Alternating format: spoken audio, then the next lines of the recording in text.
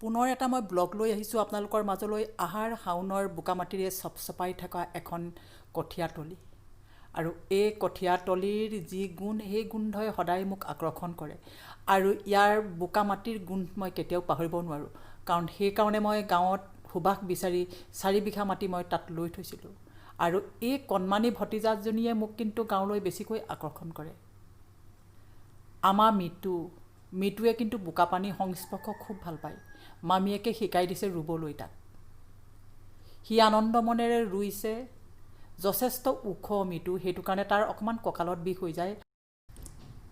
এই দুজনী মোৰ কণমানি ভাগিনী, দেউতাক মাকে শিকাইছে ৰুবলৈ, বোকা মাটিৰ লগত সংস্পৰ্শলৈ আনিবলৈ, আৰু শিকাইছে জাকৈ বাবলৈ, জাকৈয়া ছোৱালী। আৰু এই মাছ ধৰা আনন্দ কি, যিসকলে মাছ ধৰে তেওঁলোকেহে জানে। আৰু আহাৰ শাওনৰ চপচপীয়া হৈ থকা বোকামাটিৰ সুগন্ধৰে জামুক, আম, নেমু, কঁঠাল এইবিলাক আমাৰ প্ৰকৃতিয়ে অকৃপণভাৱে দান কৰিছে, য'ত ৰাসায়নিক সাৰ অলপো নাই। আমাৰ ডিব্ৰুগড়ত যেতিয়া এটা বাঁহগাজ কিনিবলৈ গৈছিলোঁ, শুকান বাঁহগাজটোতে 100 টকা পৰিছিল, কিন্তু ইমান সতেজ বাঁহগাজটো আপোনালোকে চাওক। এইবিলাকেই হৈছে গাঁৱৰ একোটা সম্ভাৰ, য'ত একো ৰাসায়নিক সাৰ প্ৰয়োগ নকৰে। আৰু কঁঠালৰ সুগন্ধই আমাক এতিয়াও আহাৰ শাওনত মতলীয়া কৰে, নহয়নে? আৰু দেখিছে কচুলতি, কঁঠালগুটি, ঔটেঙা, মাছৰ সৈতে ব্যঞ্জন, আৰু দেখিছে এয়াৰ কলমৌ শাক, যিহেতু এতিয়া শাওণ মাহত খোৱাৰ পিছত আমি ভাদ সোমোৱাৰ লগে লগে আৰু কলমৌ নাখাওঁ। এয়া হৈছে তৰা গাজলি, গাহৰি মাংসৰ লগত ইয়াৰ জুতিয়ে বেলেগ। এতিয়া আহকচোন, মই ভিডিঅ'টোৰ মাজলৈ আপোনালোকক লৈ গৈছোঁ। এজোপা হৈছে সুগন্ধিযুক্ত নেমু, আৰু নেমুজোপা 12 মাহ লাগি থাকে। আপোনালোকে দেখিলেই গম পাইছে নিশ্চয়, নহয়নে? বহুতখিনি দলি দিয়া হৈছে, দলি দিয়াৰ পিছতো নেমুজোপা কিন্তু লাগি থাকে। আৰু এই নেমুজোপাৰ এটা বৈশিষ্ট্য হৈছে, এইজোপা মোৰ দেউতাই ৰোৱা বহু বছৰ আগতে ৰুইছিল, কিন্তু নেমুজোপাই আজিও বহুত ধৰণৰ ফচল দি থাকে। এনেদৰে দিনে যদি 4টাকৈও নেমু ছিঙি আনে, তথাপিতো নেমুজোপা ভৰি থাকে। ইমানেই সুগন্ধিযুক্ত আৰু ৰসাল। আৰু দেউতাৰ হাতৰ পৰশ বিচাৰি, দেউতাৰ অনুভৱখিনি অনুভৱ কৰি মই নেমুজোপা ওচৰলৈ গৈছিলোঁ আৰু বাৰীখন পিটপিটাই ফুৰিছিলোঁ। আৰু তাৰ পৰাই মই নেমু ছিঙি ঘৰলৈ নিজেই লৈ আহিছিলোঁ। আৰু গাঁৱত মই এইবিলাক বিচাৰিয়ে গাঁৱলৈ যাওঁ, আৰু এইবিলাকে মোক বেছিকৈ আকৰ্ষণ কৰে। আৰু নেমুজোপাৰ প্ৰতি পাতে পাতে যেন দেউতাৰ স্মৃতি জড়িত হৈ আছে। আৰু নেমুজোপা তলতে দেউতাই ৰুই থৈছিল বিভিন্ন ধৰণৰ গছ পুলি, আপোনালোকে চাই গ'লে ধৰিব পাৰিব। এনেদৰে পকি থকাখিনি মই ছিঙি আনিছিলোঁ। তাৰ তলতে দেউতাই এনে সুন্দৰকৈ বাৰীখন পাতিছিল যে আপোনালোকে ক'বই নোৱাৰিব। আৰু দেউতাই আগতেও যিখিনি কৰ্ম কৰে, দেউতাই ইমানেই পৰিপাটি আছিল, আৰু সেইখিনি মই আপোনালোকক সেইটো কাৰণেহে দেখুৱাবলৈ লৈছোঁ। আৰু তাত দেখিছে আপোনালোকে এইখিনি কপৌফুলৰ গছ, আৰু কপৌফুল বহুতখিনি খান্দি মই লৈ আহোঁ যেতিয়া যাওঁ। তাৰোপৰি আপোনালোকক এই গছজোপা দেখুৱাবলৈ চেষ্টা কৰিছোঁ। এইজোপা হৈছে ডালচেনি গছ। আমি যেতিয়া 2006ত গিবন অভয়াৰণ্যলৈ গৈছিলোঁ, আৰু তাতে আমাক এজোপা গছ পুলি দিছিল, আৰু কৈছিল যে ডালচেনি পুলিটো আপোনালোকে সযতনেৰে ৰাখিব। আৰু সঁচাকৈ দেউতাকে আমি দি দিছিলোঁ। দেউতাক দিয়াৰ পিছত দেউতাই সেইজোপা ৰুলে, তাৰপিছত ডাঙৰ হ'ল। এতিয়া দেখিছে ইমানেই বৰষুণ, সেইটো কাৰণে মই বাৰীখনৰ সম্পূৰ্ণ বস্তুখিনি দেখুৱাব পৰা নাই। মই যেতিয়া খৰালি মাহত যাম আপোনালোকক দেখুৱাম। প্ৰতিজোপা নাৰিকল গছ বহুতখিনি আপোনালোকে দেখিছে, আৰু আছে বৰ্ণশংকৰ আম কেইবাজোপাও ৰুইছে, তামোল পুলি। মুঠতে দেউতাই বাৰীখনত এফালৰ পৰা কৰি যায়।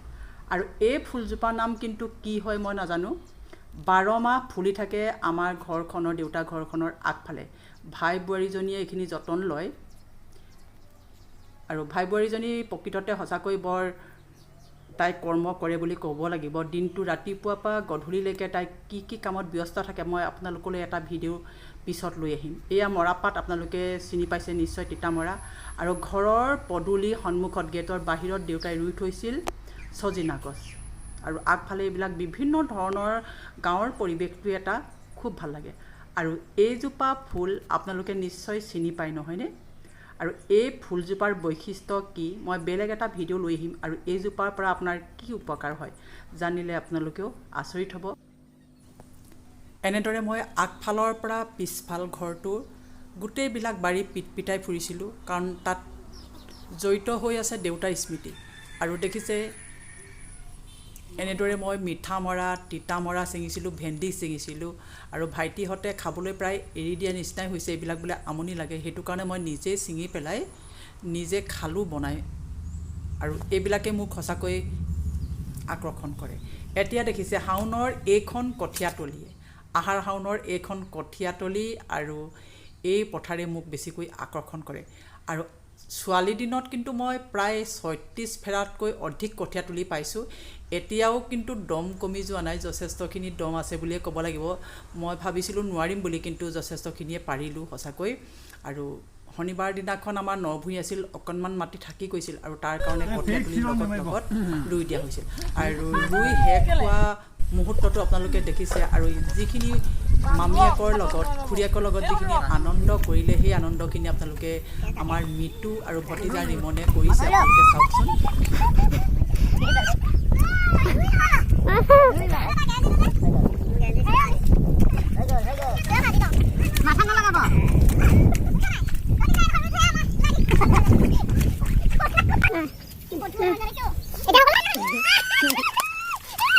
মানুষবিলাক চাই আছে এইফালৰ পৰা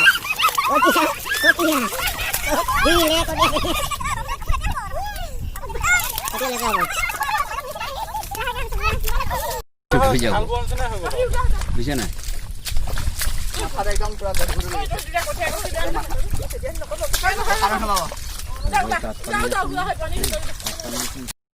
শনিবাৰে নভূঁই হৈ গ'ল আৰু দেওবাৰে ৰুই শেষ হ'ল কঠীয়া তুলিলোঁ ৰুলোঁ তাৰপিছত ৰোৱা শেষত সিহঁতি কিমান ধেমালি কৰিলে আনন্দ কৰিলে আপোনালোকে দেখিলে বোকা খেলিলে আৰু ঈশ্বৰে যেন সিহঁতৰ কথা শুনিলে সিহঁতৰ বোকাত ধুই শেষ কৰিবৰ কাৰণে এজাক পাতলীয়া ধৰণৰ বৰষুণ আহিল আৰু বৰষুণ জাকত আমি ইমান তিতিলোঁ তাৰপিছত সাঁতুৰিলোঁ আপোনালোকক সেইখিনি কেৱল মই দেখুৱাব নোৱাৰিলোঁ আৰু এই কচনিৰ দ্বাৰা দুগৰাকী নাৰীৰ সহযোগত গঢ় লৈ উঠিছে আৰু যিগৰাকী কচু মাজে মাজে গৈ আছে সেইগৰাকী মোৰ ভাই বোৱাৰী আৰু তাইৰ সখীয়েক পিনাকীৰ সহযোগতে এই কচনিখন হৈছে দেওবাৰে ৰুই শেষ কৰি সোমবাৰে ঘৰলৈ ঘূৰি আহোঁতে লৈ আহিছিলোঁ বাঁহগাজ কঁঠাল বিভিন্ন আপোনালোকক দেখুৱাইছিলোঁ জামুক মুঠতে বহুত বস্তু লৈ ঘৰলৈ ঘূৰি আহিলোঁ নেমুৰ সৈতে আৰু বাঁহগাজটো অনাৰ পিছত ডাঙৰ ডাঙৰকৈ ৰুকি ল'লোঁ আপোনালোকে দেখিছে পিচকেইটা যথেষ্ট ডাঙৰ ডাঙৰকৈ ৰুকিলোঁ তাৰপিছত এইখিনি ফিল্টাৰ পানী দি পেলাই এনেদৰে থৈ দিম আৰু থৈ দিয়াৰ পিছত গোটেই বছৰটোলৈ বগা হৈ থাকিব আৰু এই পদ্ধতিটোৱে থ'লে বেছিকৈ আচলতে এইবিধ খৰিচা গাহৰি মাংসৰ লগত খাবলৈ খুবেই ভাল হয় যিসকলে গাহৰি মাংস ভাল পায় খাই পেলাই তেওঁলোকে এনেদৰে ডাঙৰ ডাঙৰকৈ খৰিচাটো থ'ব পাৰে এই পদ্ধতিটো আপোনালোকে বহুত ভাল পাব